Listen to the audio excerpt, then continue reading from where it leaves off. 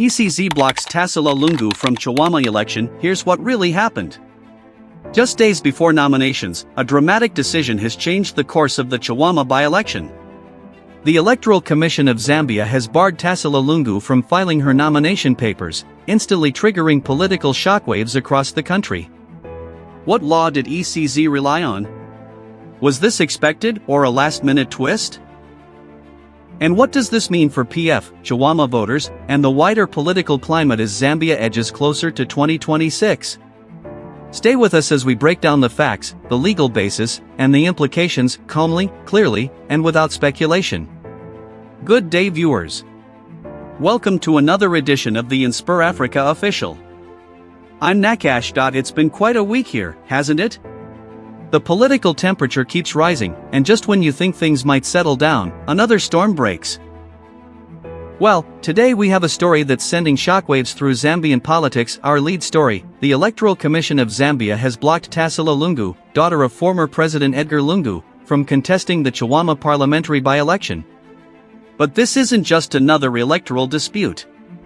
This is a story that cuts to the very heart of Zambian democracy. Picture this. A young woman, bearing one of the most recognizable surnames in Zambian politics, suddenly finding the doors to democratic participation slammed shut. The daughter of a man who once wielded absolute power, now declared powerless to even appear on a ballot. But what really happened in those rooms where decisions were made? Was this a legitimate enforcement of electoral law, or something more sinister? Did Tasila Lungu fail to meet straightforward requirements, or were the goalposts deliberately moved? Who benefited from her exclusion, and what does that tell us about the state of our democracy? When the Electoral Commission wields its power to determine who can and cannot seek office, are we witnessing justice or the weaponization of bureaucracy? And perhaps most critically, if the daughter of a former president can be blocked from running, what does that mean for ordinary citizens who dare to challenge the status quo? The answers to these questions reveal uncomfortable truths about power, politics, and the fragility of democratic norms in modern Zambia. Factual foundation, background and timeline.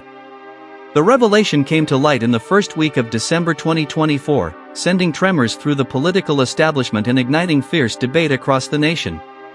The Chawama constituency, a densely populated area in Lusaka's southern reaches, found itself at the center of national attention following the death of its member of parliament. According to electoral law, this triggered the constitutional requirement for a by-election within 90 days, and the Electoral Commission of Zambia, the ECZ, set the wheels in motion. Tasila Lungu, the 35-year-old daughter of former President Edgar Lungu, who governed Zambia from 2015 to 2021, announced her intention to contest the seat under the banner of the Patriotic Front, the party her father once led to dominance. Her candidacy was seen by many as a new chapter for the Lungu political dynasty, a potential comeback story that would test whether the family name still held sway with voters. But on December 9, 2024, the Electoral Commission dropped what political observers are calling a bombshell. In a terse official statement, the ECZ announced that Tasila Lungu had been disqualified from the Chawama by-election.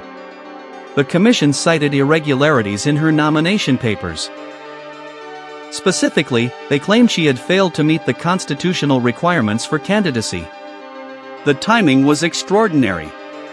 Nomination papers had been submitted. Campaign materials had been printed. Rally schedules had been drawn up. And then, suddenly, the entire operation ground to a halt. Within hours, the Patriotic Front issued a furious response, calling the decision a calculated political assassination and demanding answers.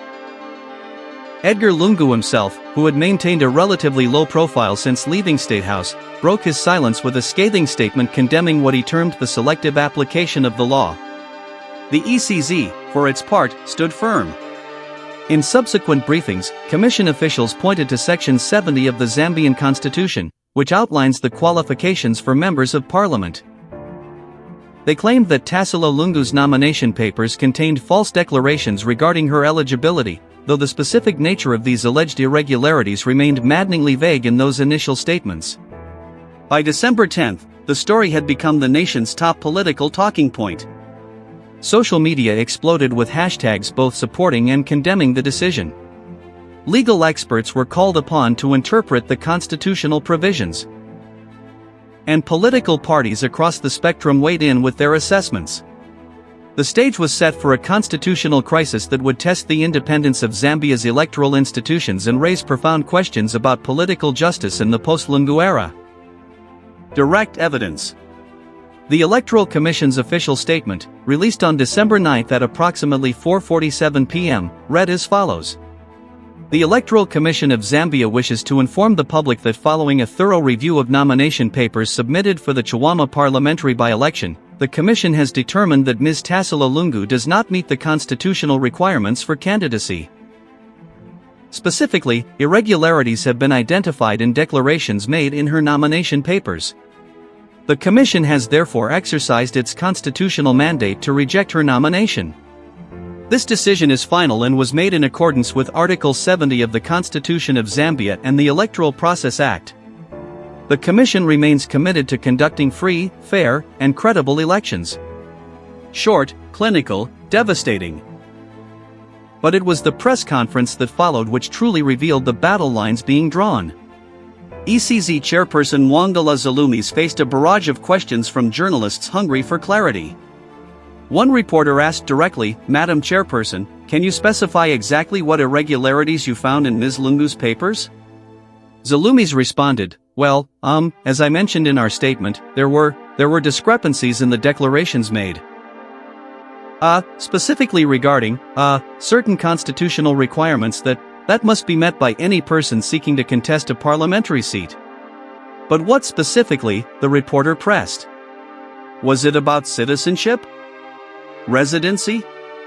Criminal record? Tax compliance?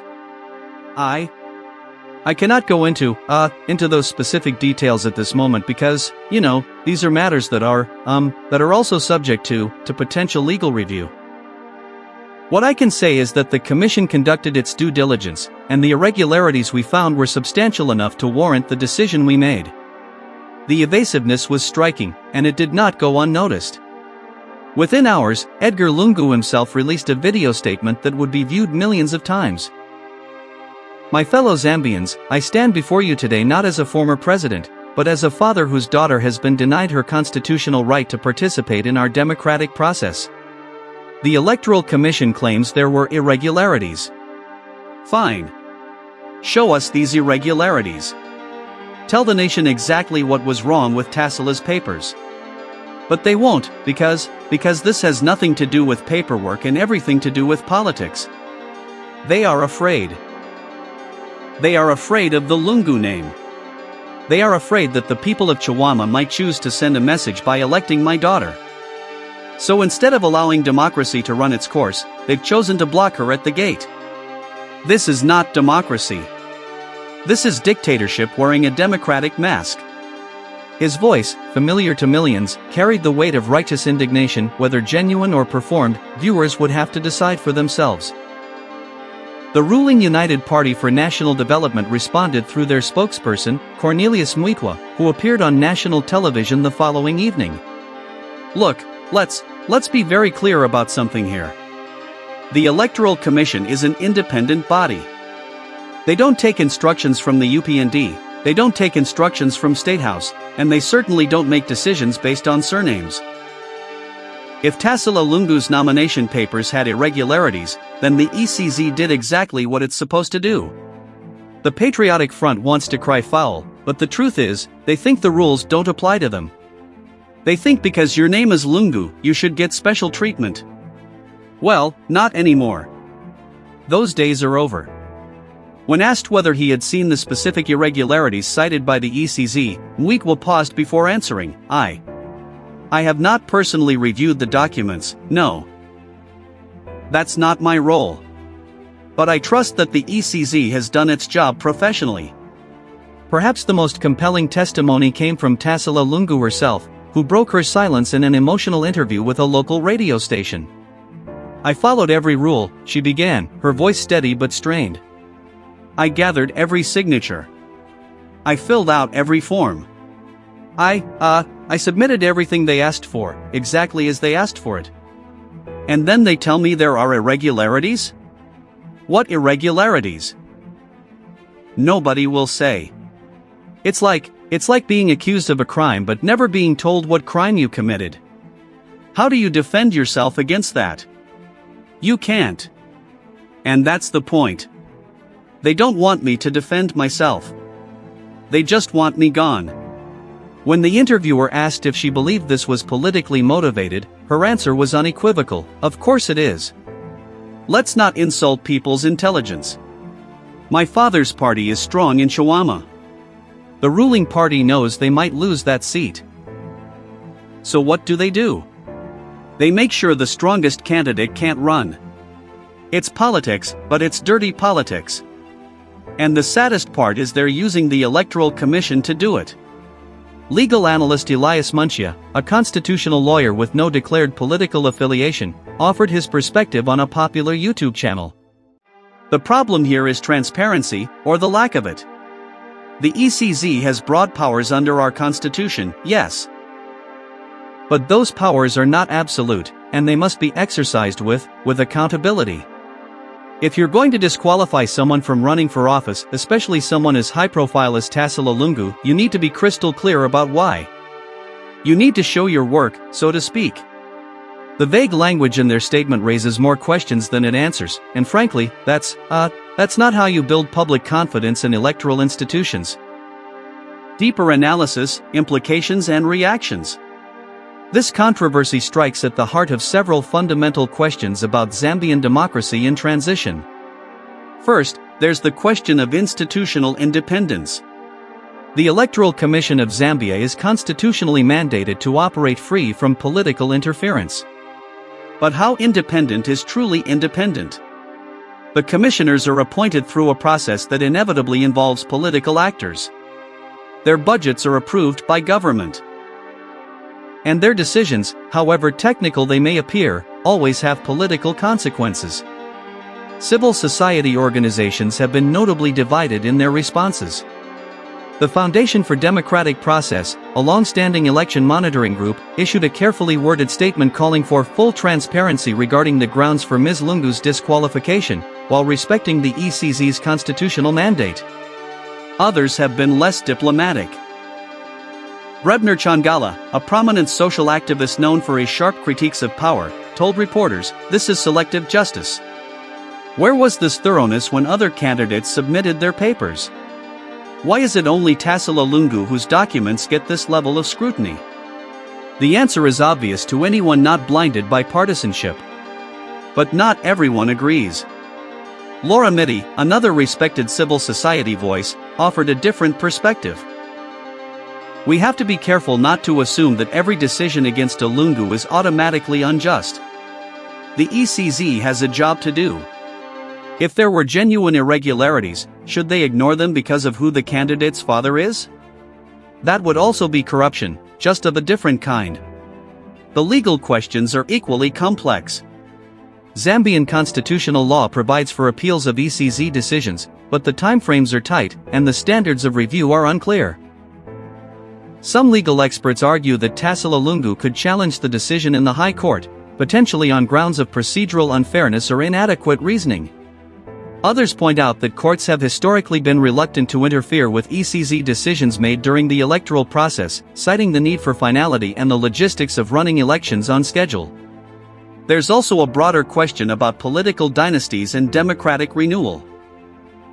Some commentators have suggested that regardless of the specific grounds for disqualification, Zambia should be moving away from personality-based politics and family succession. Political analyst Sishiwa, writing in a widely shared social media post, observed, "We need to ask ourselves whether we want a democracy or an aristocracy. The Lungu name is not a qualification for office. Tasila Lungu should stand or fall on her own merits, not on her father's legacy. That said, she should be allowed to try. Blocking her from even running denies voters the right to make that judgment themselves." International observers have also taken note. The Southern African Development Community, which monitors elections in the region, issued a bland statement calling for adherence to constitutional processes and dialogue among stakeholders. The subtext was clear. This situation has regional implications, particularly as other SADC countries navigate their own democratic transitions. Perhaps most concerning are the whispers, difficult to verify but impossible to ignore, that this disqualification may be part of a broader strategy to marginalize the Patriotic Front ahead of the 2026 general elections. If the ECZ can block Tasila Lungu now, the reasoning goes, who else might they block tomorrow? Former Chief Justice Anel Silingwe, now retired and free to speak more openly, raised this concern in a newspaper interview. Institutions must be very careful about creating precedents. Today it's Tasila Lungu. Tomorrow it might be someone from the ruling party who falls out of favor. The power to exclude people from democratic participation is a dangerous power, and it must be exercised with the utmost care and transparency. And what of the voters of Chawama themselves? Early indications suggest they are divided, much like the nation. Some feel they've been denied the right to choose their preferred candidate. Others believe the ECZ saved them from electing someone who wasn't qualified. And still others are simply exhausted by the endless political drama, yearning for leaders who will focus on their daily struggles rather than these elite power games. One thing is certain, this case has become a Rorschach test. What you see in it depends largely on where you stand politically, and that itself reveals something troubling about the state of Zambian political discourse. So there you have it, viewers. The story of how Tasila Lungu was blocked from the Chawama election, a story that's really about much more than one candidate and one constituency. The questions remain: did the Electoral Commission act appropriately, or did it overstep? Was this legitimate law enforcement, or political manipulation? And what does this mean for future elections? Thank you so much for watching this edition of InspirAfrica Official. Do you think the ECZ made the right call? Should Tasila Lungu have been allowed to run? And more broadly, what does this tell us about the state of Zambian democracy? Share your thoughts. Until then, stay informed, stay engaged, and stay inspired. This is Nakash, signing off.